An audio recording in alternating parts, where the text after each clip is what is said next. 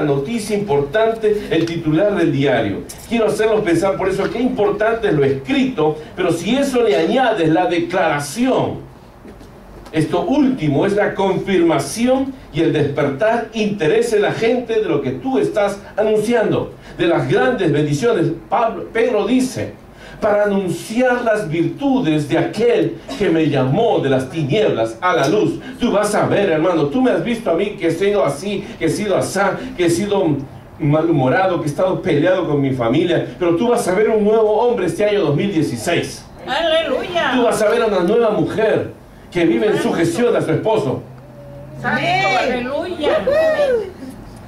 Silencio. Dudaron al principio. ¿Vio? Cuando la gente escuche, sabe cuál es tu visión, cuál es tu meta. Si yo le pregunto, como le pregunté a mi hija, ¿qué estás estudiando? Sí, en el COC, en el College of the Games. ¿Qué estás estudiando? Business. Yo sé que ella va a ser una buena pintora, ¿no es cierto? No, yo voy a esperar que algún día ella maneje negocios, esté metida en negocios y de hecho ya está trabajando y la están promocionando en negocios. ¿Se da cuenta? Usted ya sabe hacia dónde está yendo él. La gente tiene que saber qué es lo que Dios ha hecho en mí y qué es lo que va a hacer. ¿Qué es lo que yo me propongo hacer? Pero a veces nosotros somos tan humildes que no decimos nada. Nos quedamos callados, somos de perfil bajo. Y Dios dice, nos ha mandado a predicar, a anunciar las virtudes de aquel que nos ha llamado de las tinieblas a su luz admirable. La visión, hermano, cuando tú la proclamas, incrementa tu fe. ¿Sabes por qué? Porque si lo escrito te ayuda para la organización, la proclamación estimula la fe. Te voy a decir por qué. Porque tú pones en ejercicio y en práctica la palabra de Dios. Dice Romanos 10:17 que la fe, ¿por qué viene? Porque yo creo, ¿no es cierto?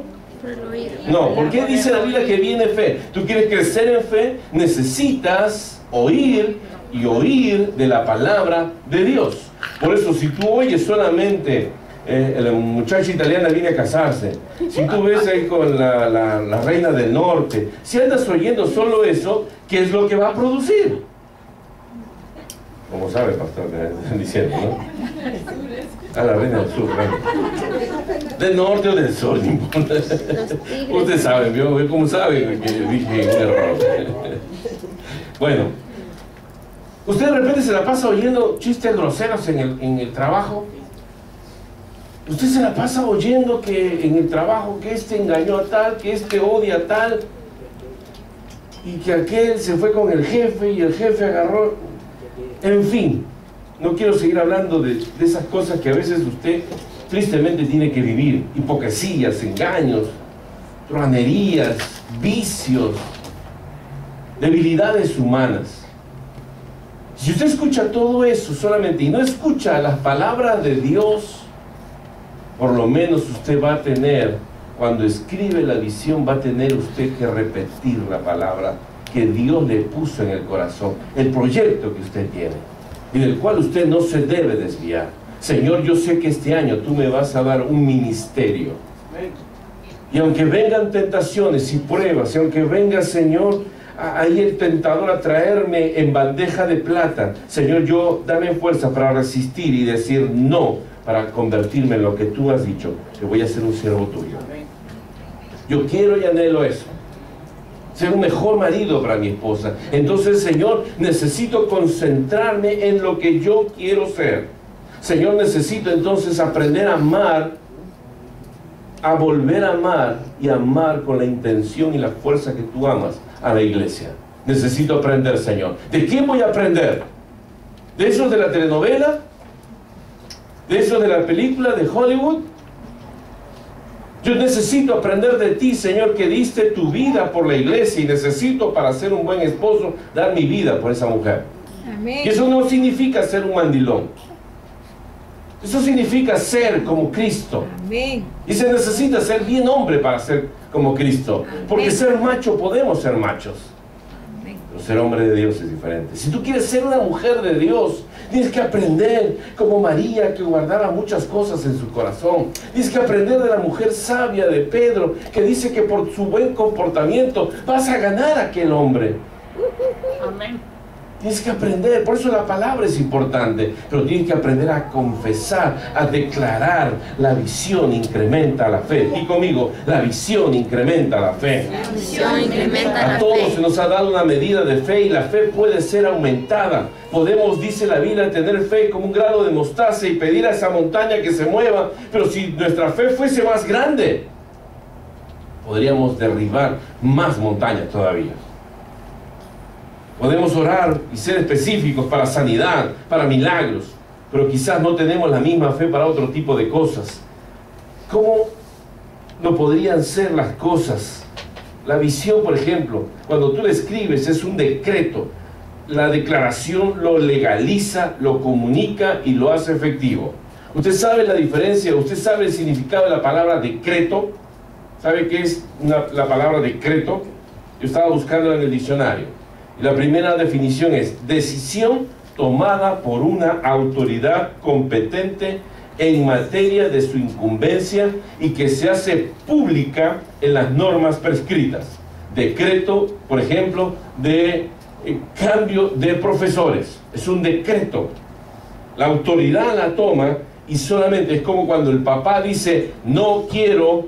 Yo vi en una casa un letrerito que decía, a partir de este lugar no se lleva comida.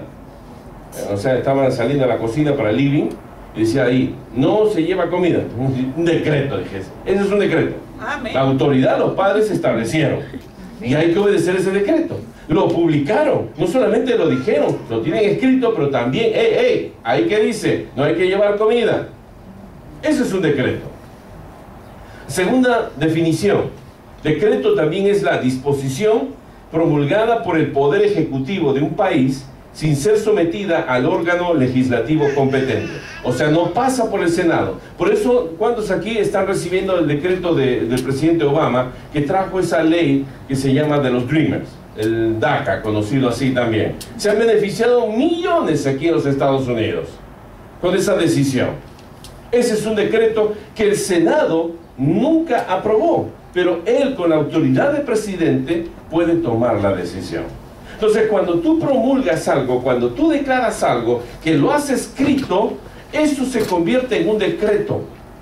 Por eso Dios nos dejó la palabra escrita y por eso también tenemos al Espíritu Santo que nos lleva la palabra, que nos recuerda la palabra, y cuando tú vives la palabra, entonces Dios dice, estás viviendo en obediencia a mi palabra escrita. Por eso, hermano, te digo, cuando tú vienes a Dios y Dios te da la visión, escríbela. Tienes la visión del trabajo, tienes la visión del negocio, de la empresa, lo quiero aquí. Hace más de un año, hermano, yo estaba soñando y fuimos a orar, me acuerdo, con un grupo de hermanos. ¿Cuántos fueron esa vez a orar por ese local allá atrás de McDonald's? ¿Se acuerdan cuántos fueron conmigo esa primera vez? Y oramos y pusimos las manos y cercamos. Parecía una tontería. Otra iglesia también empezó a hacer lo mismo.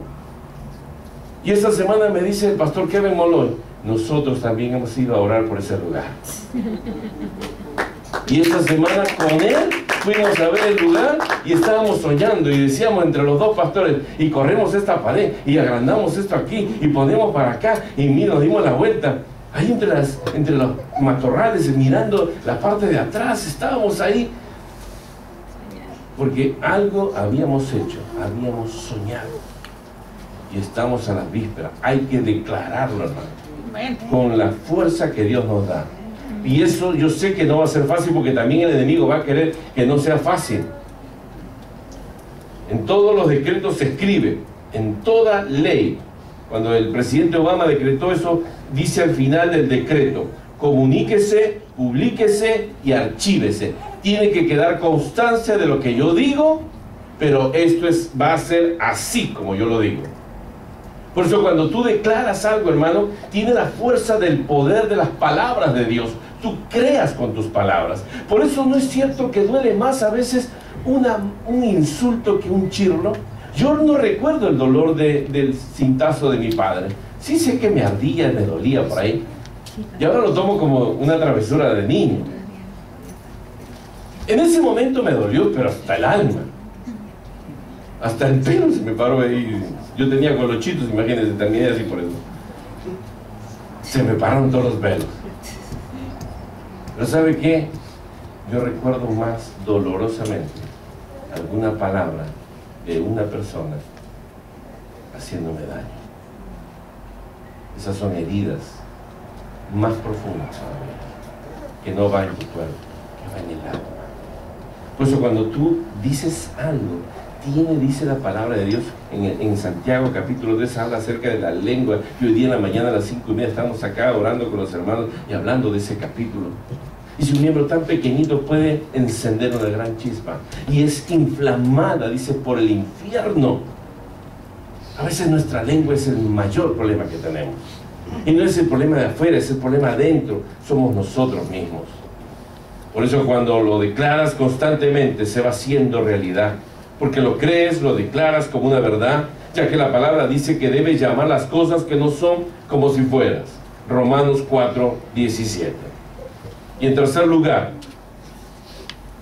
rápidamente quiero que vayas otra vez a Habacuc capítulo 2, dice: escribe la visión y declárala en tablas para que corra el que leyere en ellas. Que todo el mundo corra por lo que tú declaras y por lo que tú crees, hermano. Quizás has pasado por la frustración de sentirte detenido en algún momento. Tal vez no estás corriendo. Algo te detuvo. Algo no te gustó. Y estás enojado. Como el niño cuando se sienta. ¿Vas a comer? Ven para acá. Anda para allá. Y tú estás por alguna razón así. Dios te está llamando, Dios está queriendo hacer cosas contigo, pero tú estás encerrado en ti mismo. Cuando estamos en pecado, estamos atados. Escúchame bien lo que le digo. Cuando tú no quieres hacer nada para el Señor, porque hay algo en tu vida. Las ataduras son, si usted ha leído aquella historia de Lilliput, aquel hombre que se despertó en la tierra de Lilliput, eran de unos enanitos, y él era como el gigante. Pero esos enanitos empezaron a tirarle cuerdas, a atarlo tanto que lo inmovilizaron. A veces no nos damos cuenta, hermano, que los pecados son así como esos pequeños enanitos en nuestras vidas que dan vueltas y vueltas y vueltas y vueltas y vueltas hasta que termina de enredarnos y detenernos. El pecado que nos asedia, dice, tenemos un peso encima que no nos deja movernos hacia adelante, un peso que nos detiene. Es importante por eso que tú dejes a un lado todo aquello que te está deteniendo, dice, despojándonos de todo peso, dice, correr, dice el Señor. Debemos estar corriendo, debemos ser una luz, debemos ser los mejores en lo que estamos haciendo. ¿Qué te detiene en un tiempo de tanto adelanto y tanta ciencia y comunicación? Es simplemente decisión, disposición. La solución para eso es pedirle perdón al Señor y arrepentirse. Y arrepentirse va más allá de pedirle perdón solamente. Es cambiar la dirección, es hacer todo lo contrario a lo que estás haciendo ahora. Si estás muy quieto, entonces arrepentirse significa empezar a hacer otras cosas nuevas para el Señor. No puede haber arrepentimiento solo de palabras. Jesús dijo a aquella mujer cuando fue encontrada en el mismo acto de adulterio: eres libre, tus pecados te son perdonados. Y añadió: pero no peques más. Quizás tienes el potencial, hermano, para ser un empresario, pero se han dado las circunstancias correctas a tu alrededor. No se han dado esas circunstancias. No tienes un padre que tiene mucho dinero. Tu papá no es Ronald Trump. Tu papá no tiene millones, no es Onassis o Rockefeller o Kennedy, no tienes esos apellidos. Eres un hispano inmigrante aquí en los Estados Unidos. Las circunstancias no han sido las mejores, no ha sido la mejor atmósfera la que tú has estado viviendo. Pero fíjate lo que te voy a decir: las circunstancias no deben ser excusa, porque hay personas que superan las circunstancias. Yo he visto personas que tocan el piano cuando no tienen manos. Y usted dirá, ¿cómo lo hacen, pastor?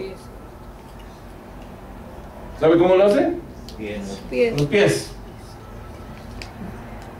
Los he visto manejar auto Y hay gente que tiene manos y no sabe manejar un auto. Sin alusiones personales, por favor. Es cierto. Porque las circunstancias los hizo nacer sin brazos, sin